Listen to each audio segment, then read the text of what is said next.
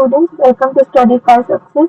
I am Vatsal and this is chapter 3 of class 9, that is coordinate geometry. So firstly, what is coordinate geometry? Basically it is a tool to locate the position of an object. So to, to locate the position of an object or point in a plane, we require two perpendicular lines. One of them is horizontal and other is vertical. So basically there is a Cartesian plane which is made up of two horizontal, which is made up of two perpendicular lines. One of them is horizontal line which is called x-axis, and the second is vertical line which is y-axis. So x-axis and y-axis together make the Cartesian plane या फिर xy plane भी कहते हैं.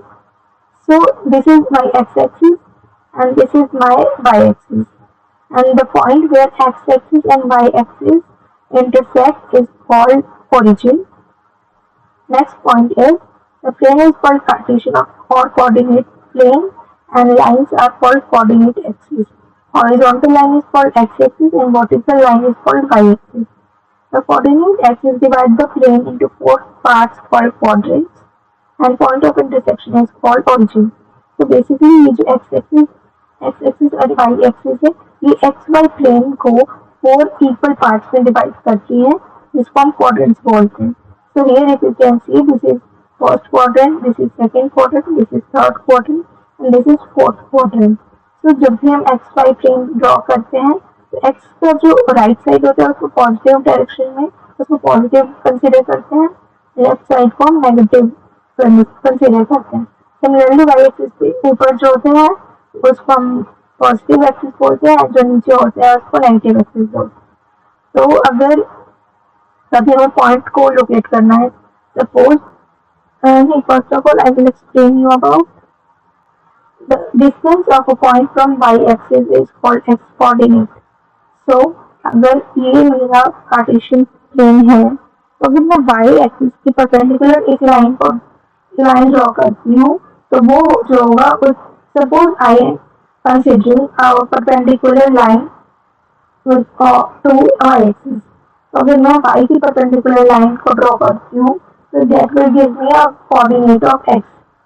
तो अगर मैं यहाँ से इस y-axis से 2 यूनिट परपेंडिकुलरली चलती हूँ तो जो हमें पॉइंट मिलेगा वो x-axis होगा. सिमिलरली x-axis की परपेंडिकुलर लाइन जो होते हैं मुझे y कोऑर्डिनेट देते हैं. तो अगर मैं बोलूँ I am walking 2 unit towards x-axis and 2 units towards y-axis, यहाँ पे x-axis भी 2 है और y-axis भी 2 है. So this 2, 2 gives me a location of the point. So this is how coordinate geometry works. Next is the distance. If the axis of a point is x and coordinate is y, then x, y are called coordinates of the point. So जो x axis होते हैं उसको की जो coordinates होते हैं हम उसको axis का and y axis की coordinates को हम coordinates भी बोलते हैं. तो अगर मैं किसी पॉइंट को कंसीडर करती हूँ, लेट्स से 2,3, तो 2,3 का मतलब है कि मुझे 2 units toward X axis and 3 unit towards Y axis चलना है. सिमिलरली अगर मैं बोलूँ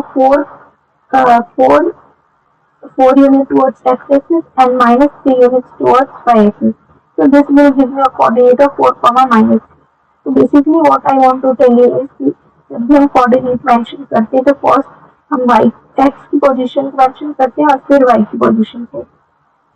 नेक्स्ट इज कि अगर हमें if the axis of a point is x and ordinate is y, then x, y are called coordinates of the point.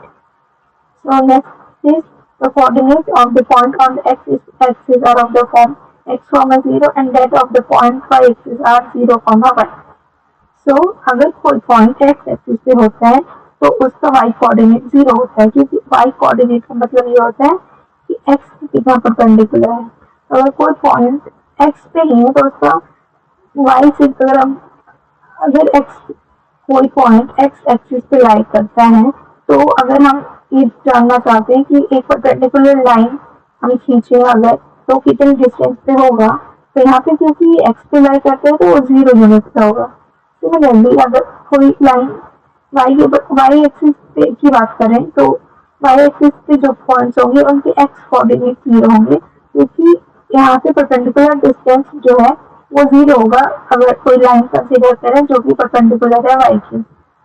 So basic thing is कोई point x axis पे लाई करता है तो उसका वाई कोऑर्डिनेट 0 होता है, और वाई एक्सिस पे लाई करते हैं तो उसके एक्स कोऑर्डिनेट 0 होते हैं। Now there is a sign convention कि ये जो एक्स वाई है एक्सिस है, ये इस कार्टेशियन प्लेन को 4 इक्वल पार्ट्स में डिवाइड करते हैं, first quadrant, second quadrant, third quadrant and fourth quadrant. And जो लेफ्ट साइड होती है एक्स एक्सिस की पॉजिटिव कंसीडर करी जाती है, एंड जो जो एक्स एक्सिस है उसकी राइट साइड को हम पॉजिटिव कंसीडर करते हैं, लेफ्ट साइड को नेगेटिव। सिमिलरली वाई एक्सिस के जो ऊपर वाली साइड होती है उसको पॉजिटिव और नीचे को हम नेगेटिव कंसीडर करते हैं। तो अगर मैं कोई पॉइंट लेती हूँ फर्स्ट क्वाड्रेंट में तो उसके दोनों कोऑर्डिनेट्स पॉजिटिव होंगे।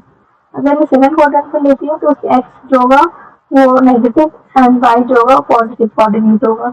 अगर मैं थर्ड में लेती हूँ तो दोनों पॉइंट जो है दोनों कोऑर्डिनेट्स एक्स वाई नेगेटिव होंगे, एंड जो फोर्थ क्वाड्रेंट होगा उसमें एक्स जो होगा पॉजिटिव एंड वाई जो होगा वो नेगेटिव होता है। This is how the sign convention of quadrants work.